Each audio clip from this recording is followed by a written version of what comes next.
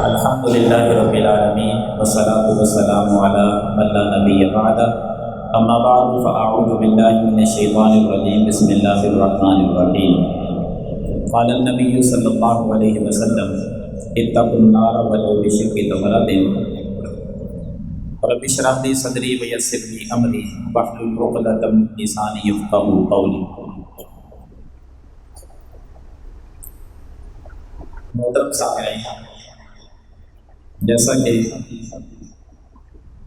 2 دن سے آپ یہ حدیث پاک سن رہے ہیں کہ ہر انسان نے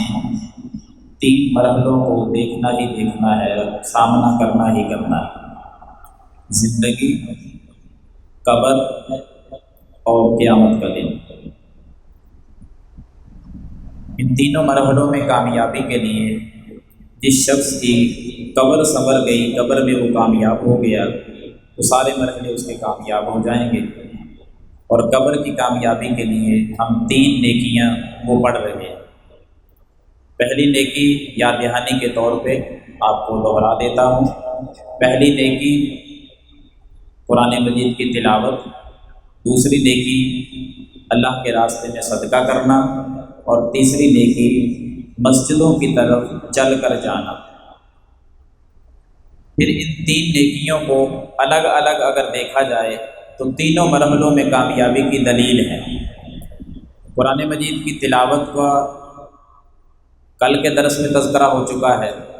اور دوسری نیکی جس کو صدقہ و خیرات کہا جاتا ہے، اس کا تذکرہ ہم آج چند منٹوں میں آپ کے سامنے کرتے ہیں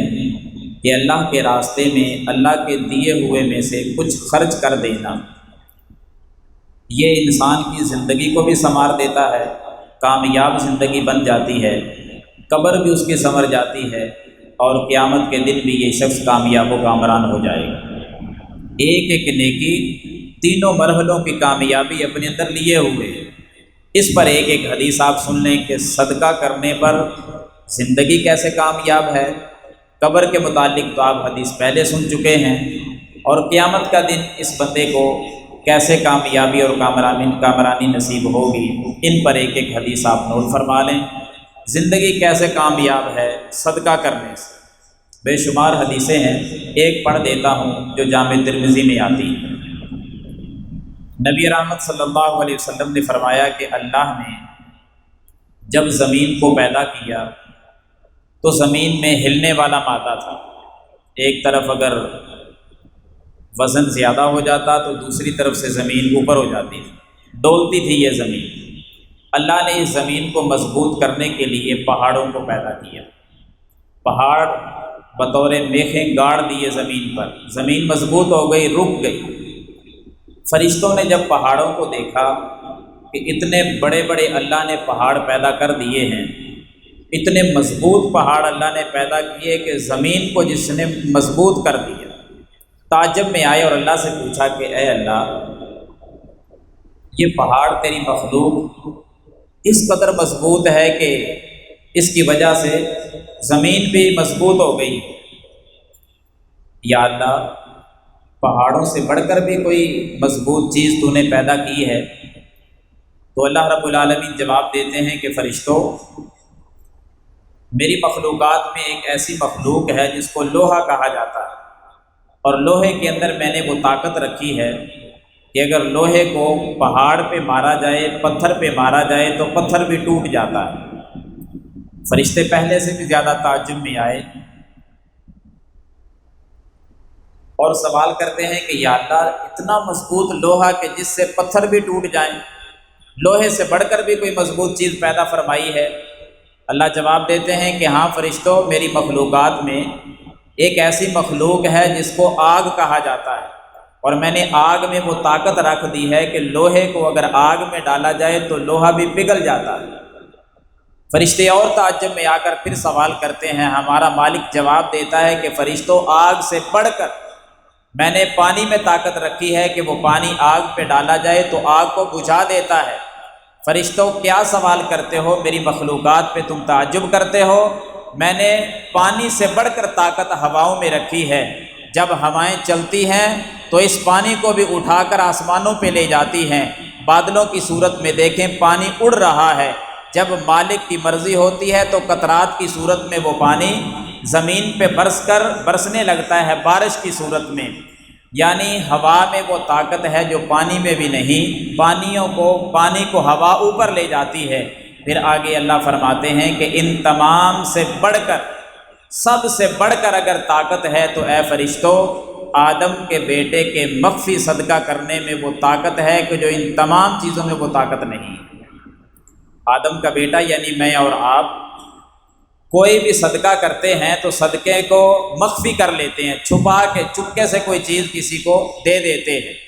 اللہ نے اس مخفی صدقے کے اندر اتنی طاقت رکھی ہے، وہ طاقت ہواؤں میں نہیں، وہ طاقت پانی میں نہیں، وہ طاقت آگ میں نہیں، وہ طاقت لوہے میں نہیں، وہ طاقت پہاڑ اور پتھروں میں نہیں، جو اللہ نے صدقے میں طاقت رکھ دی ہے۔ اس کا کیا مطلب کہ پہاڑ، پتھر، آگ، پانی، ہوا، اس سے بڑھ کر طاقت کا مطلب کیا ہے؟ محدثین لکھتے ہیں اس حدیث پر کہ اس کا مفہوم اگر سمجھنا ہو نا تو پھر اس انداز میں سمجھیں کہ اگر اللہ کی طرف سے کوئی عذاب آ جائے، عذاب کی کیفیت آندھی کی صورت میں ہو، طوفان کی صورت میں ہو، جس سے مکان بھی گر جائیں، چھتیں بھی گر جائیں، یا عذاب پانی کی شکل میں آئے، سیلاب آئے،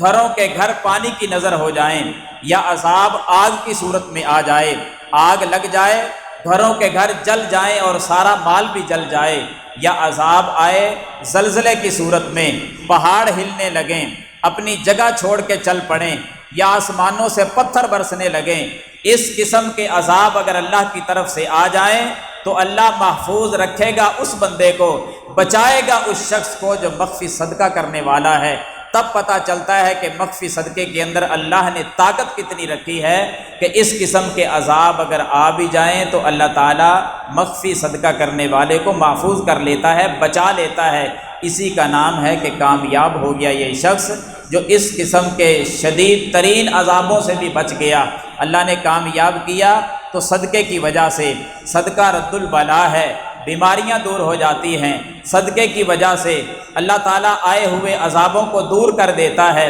صدقے کی وجہ سے بیماریاں ختم اور انسان کامیاب اور کامران ہو کے زندگی گزارتا ہے۔ دوسرے مرحلے کی طرف ہم دیکھتے ہیں تو حدیث آپ پہلے سن چکے ہیں الموجم الاوسط کے حوالے سے کہ اسی صدقے کی اللہ تعالیٰ ڈیوٹی لگا دیتا ہے کہ جب بندہ قبر میں دفن کر دیا گیا، صدقہ قبر کے باہر ہے، عذاب والے فرشتے کو، سوالات کرنے والے فرشتے کو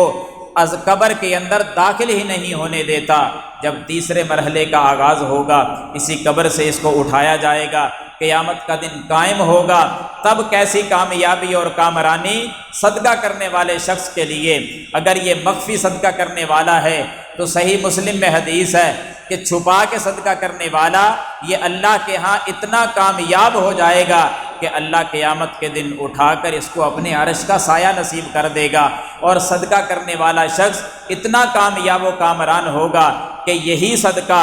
مسند احمد میں حدیث ہے کہ یہی صدقہ اپنے صدقہ کرنے والے کے اوپر سایہ بن جائے گا، اور یہی سایہ بالآخر اس کو جنت میں لے جائے گا۔ پھر آپ صلی اللہ علیہ وسلم کی صحیح بخاری میں ایک حدیث ہے کہ آدمی کے ذہن میں سوال آتا ہے نا کہ میں کتنا صدقہ کیا کروں، میں کس انداز میں صدقہ کروں تو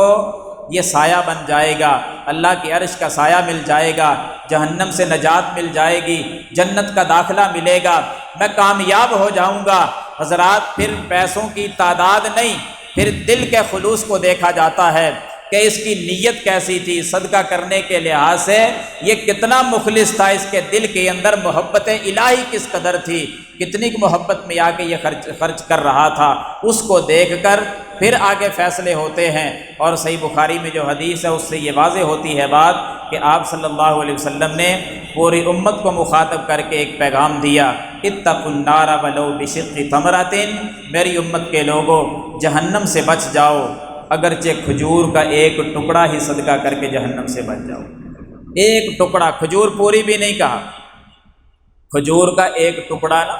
کئی ٹکڑے کر دو اور ایک ٹکڑا صدقہ کر دو، اللہ جہنم کو ٹھنڈا کر دے گا، اتنا مضبوط ہے صدقہ۔ اور قیامت کے دن کھجور کے ایک ٹکڑے کے برابر بھی اگر کوئی چیز صدقہ کی ہوگی نا، اللہ تعالیٰ اسی کے بدلے میں جہنم سے بچا لے گا، جنت کا داخلہ دے دے گا اور کامیاب کر دے گا۔ اور اعتراضات تو اللہ نے ویسے ہی ختم کر دیے کہ کوئی ہو سکتا ہے امت کا ایسا غریب آدمی جس کے پاس کوئی چیز بھی نہیں تھی،